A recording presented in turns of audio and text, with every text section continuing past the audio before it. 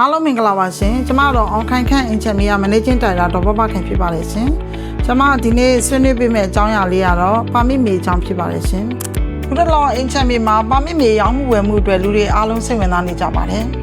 ပါမစ်မေဆိုတာအိမ်ဆောက်ခွင့်အတွက်ချပေးတဲ့မြေမျိုးစားဖြစ်ပြီးတော့တရားဝင်ရောင်းချပိုင်ခွင့်ရှိတဲ့မြေမျိုးစားတဲ့မပါပါဘူးရှင်ပါမစ်ကလေးပြီးတော့ခရင်အမီလျှောက်တဲ့နေရာမှာအိမ်ဆောက်ဖို့တော့လိုအပ်ပါတယ်ရှင်အရင်မူအရတော့တရားဝင်မှတ်ပုံတင်စာချုပ်ကြီးချုပ်ဆရာမလို့ပဲအရက်ပဒင်းချင်းစာချုပ်နဲ့ပဲအယောင်းဝယ်ပြုလုပ်ကြတဲ့အတွက်ဒီပါမစ်မြေဟာအဝယ်ကြိုက်တဲ့မြေမျိုးစားတစ်ခုဖြစ်ပါတယ်ရှင်ခုအသစ်တစ်ဖန်ချမှတ်လိုက်တဲ့မူမှာဆိုလို့ရှိရင်တော့အဲ့လိုဆက်စာချုပ်ကနောက်ဆုံးလူရလေးပြီးတော့ခရံလျှောက်ထားခွင့်ကိုပိတ်ပင်ထားပါတယ်ရှင်ခုချမှတ်လိုက်တဲ့မူမှာဆိုရင်မူလ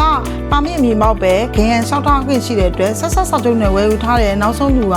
ခရံလျှောက်ဖို့အတွက်အခက်အခဲဖြစ်သွားပါတယ်ရှင်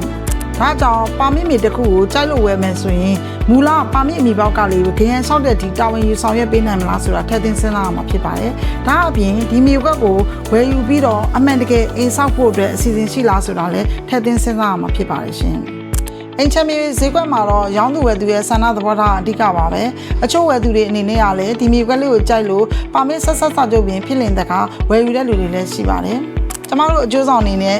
သိရှိတာလေးတွေကို awareness အနေနဲ့ဝယ်သူကိုရှင်းပြပြီးတော့ဝယ်သူကျင်တတ်လို့ရှိရင်တော့ကျမတို့အယောင်းဝယ်လုပ်ပေးလို့ရပါတယ်ရှင်။ကျမတို့အကျိုးဆောင်အနေနဲ့ပါမစ်မြေများကိုရောင်းသူဝယ်သူတွေကိုရောင်းမဝယ်မမဖြစ်အောင်လက်တလောဖြစ်နေတဲ့အစိုးရမူဝါဒတွေကိုရှင်းပြပြီးတော့ရောင်းသူဝယ်သူစိတ်တိုင်းကြစာချုပ်ချုပ်ဆိုပေးပါတယ်ရှင်။